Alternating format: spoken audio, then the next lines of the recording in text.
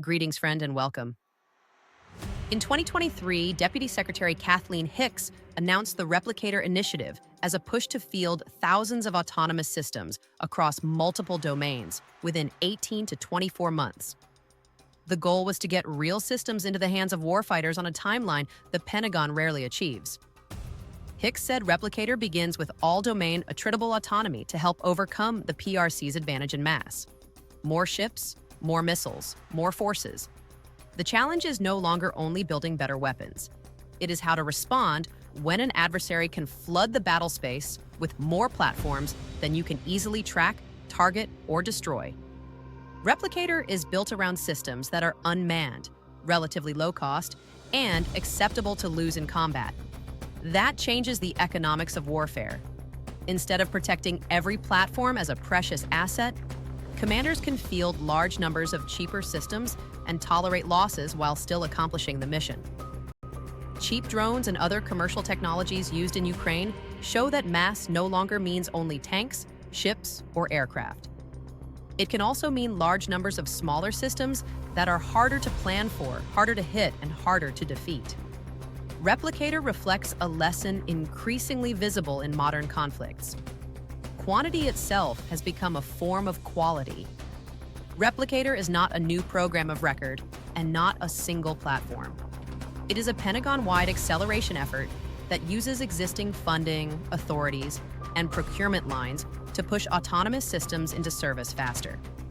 Instead of relying primarily on exquisite and expensive platforms, the Pentagon is attempting to create mass through autonomy. The first tranche of Replicator included uncrewed surface vehicles, uncrewed aerial systems, and counter-uncrewed aerial systems from both traditional and non-traditional vendors.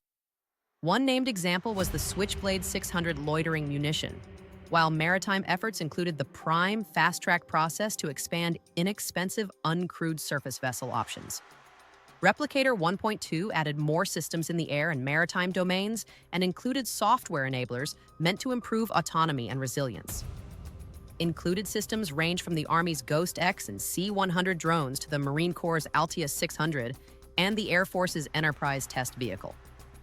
Other pieces remained classified, including low-cost, long-range strike capabilities and additional maritime systems.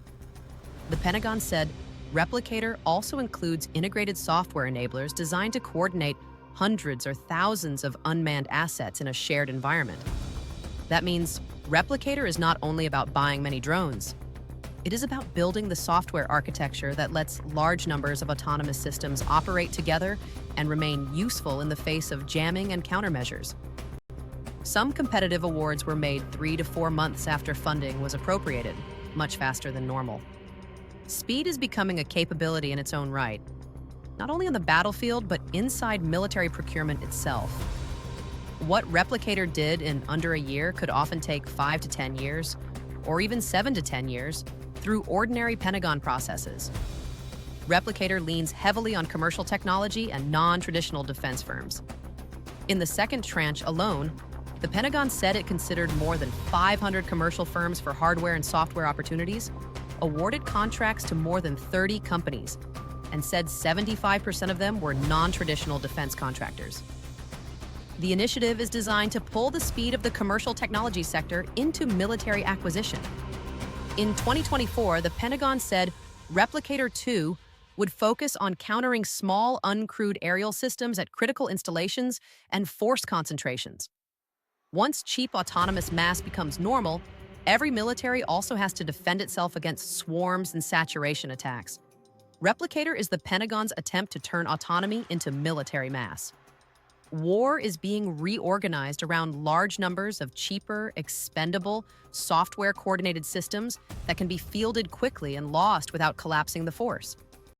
If military power increasingly belongs not to whoever builds the single best platform, but to whoever can deploy the greatest number of autonomous systems, what happens when wars are decided by software, scale, and speed, rather than individual machines?